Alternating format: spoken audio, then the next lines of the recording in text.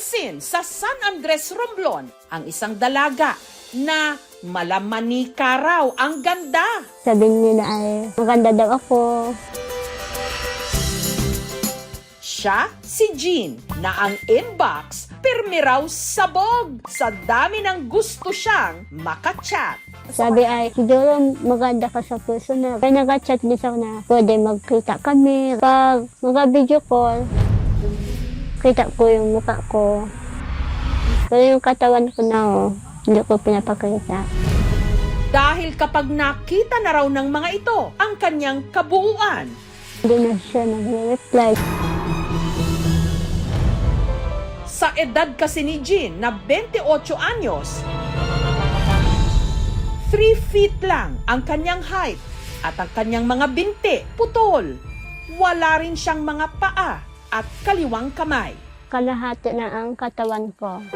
Pero sa kabila nito, si Jean nagka-love life. Ilan yung naging ex mo? 4 po.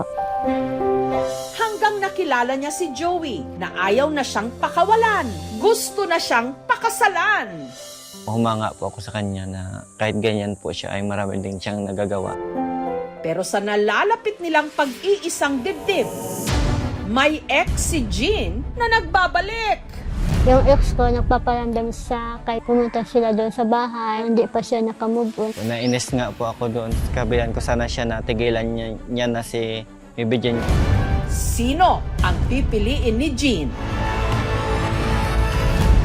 Haba ng hair mo, girl, ha?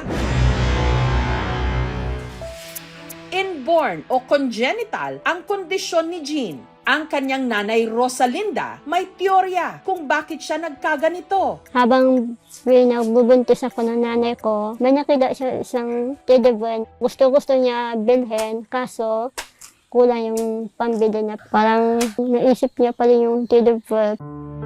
Naiinggit din po ako sa kanila. Ba't ako ang binigyan ng Diyos? Pinukot niya ako, sinabihan ako na unano. Hayaan ko lang po, hindi ko pinapansin. Pero may kunting nandun din po ako minsan. Sa kabila nito, pinilit ni Jean na mamuhay ng normal. Natakot po ako magpakipagkita sa mga ibang tao. Isip ko, ba't matago ako kung tao din naman ako? Pagkatapos po ako ng kolehiyo na education po ang kinuha ko. At natutong umibig. Ang una ko naging sa ilan months na din kami noon. Kaso, grimlet ko siya. Kasi meron din nagsabi yung mga pinsan ko na hindi maganda sa kanya. Muli siyang nagmahal. Pumunta siya sa bahay. Isang gabi lang siya nagtulog noon. Tapos nag-uwi siya. Pagka umagahan, hindi na siya nag-chat sa akin. Sa kabila nito, hindi tuluyang isinara ni Jean ang kanyang puso. Muli niya itong binuksan sa katauhan ni Kenneth. Hindi niya tunay na pangalan. Taga San Andres din, banda. Ilan months din kami. Pero Naghiwalay kami dahil ay may mga bagay na pinipilit niya ako na ayaw ko. hanggang nakachat ni Jean si Joey. Gaya ni Jean, si Joey makailang beses na ring nasawi sa pag-ibig. Ka-anim na ex na ba ako. Ang pinakahuli niyang relasyon, tumagal pa ng 7 taon. Gusto niya po makatapos ng pag-aaral niya para daw po makatulong din siya sa mama niya. Kaya tinulungan ko po siya mag-aral. Tapos hinahatid sundo ko po siya pag magpasok siya po. Ako po yung nagpapabaon sa kanya. Pero nung nakuha na raw ng kanyang nobya ang kanyang diploma, si Joey ipinagpalit na raw sa iba. Parang nawala na po ako ng ganang mag-girlfriend noon. Kasi po ayaw ko na pong masaktan ng ulit. Pero kinalimutang lahat yun ni Joey nung nakita niya online si Jean.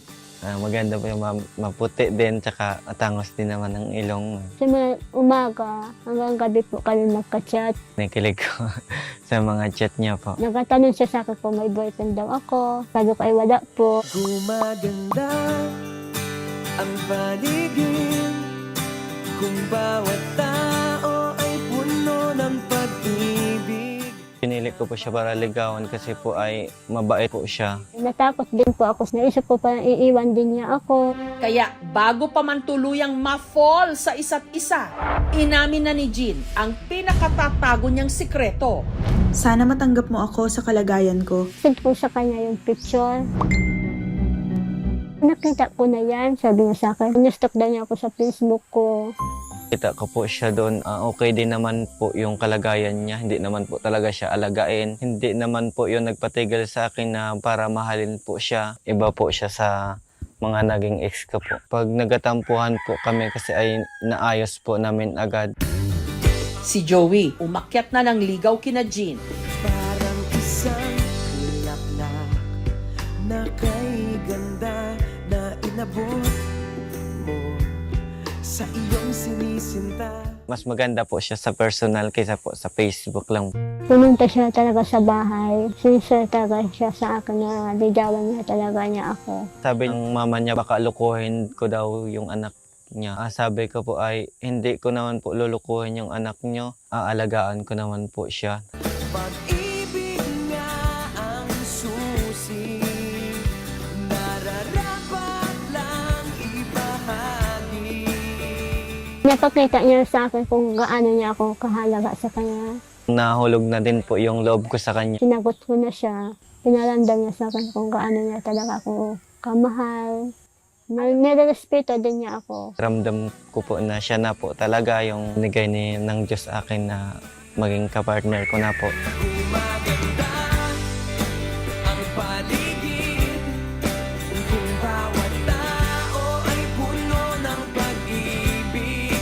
Napapawi ang bigati, masilayan lang ang iyong ngiti. Maalaga po siya tapos maalalahanin din po. Dito na din ako para magmahal sa'yo. Okay gandang isipin ang isang mundong puno ng pag-ibig.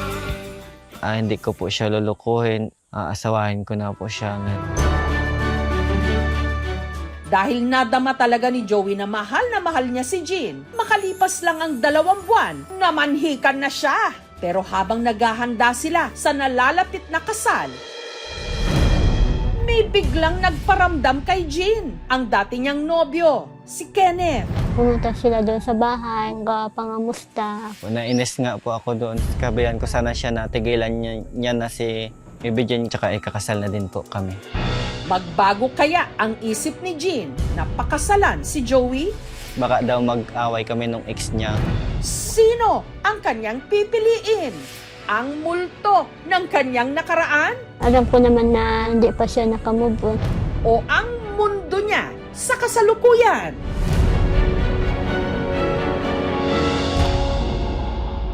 Sabi ko ay ba't tayo magsisilos doon kung na hindi ko naman siya mahal. Wala po kung pagdududa na balikan niya po yung ex niya kasi mahal niya daw po ako.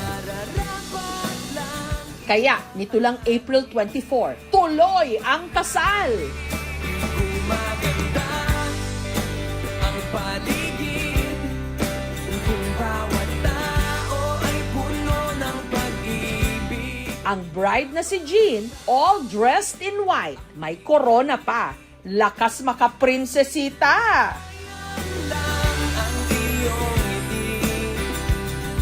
Okay gandang isipin ang isang mundong puno ng pag-ibig. Masaya po ako. May isang lalaki na kaya akong pakasalan. Nahanap ko na po yung babaeng para po sa akin.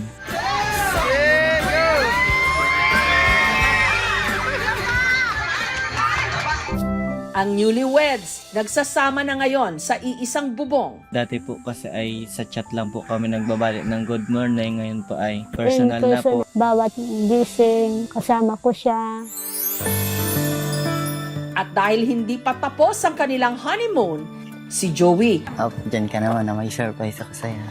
sinorpresa ang kanyang misis, date by the beach.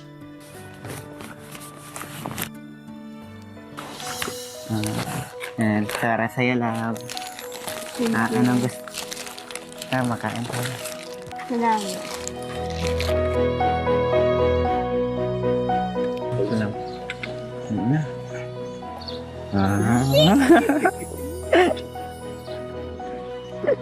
May inihanda rin siyang love letter para kay Jean.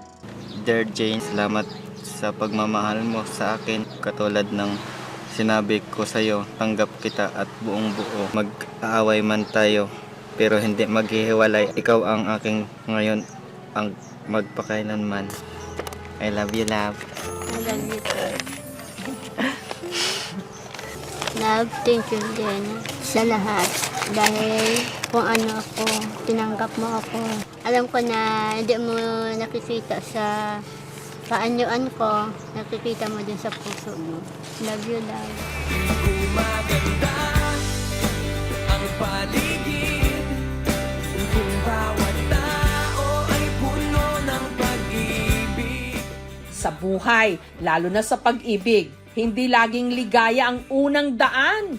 Kadalasan, pusong sugatan. Kailangang harapin din ang ating mga multo bago magmahal ng buong puso. Isang mundong puno ng pag-ibig.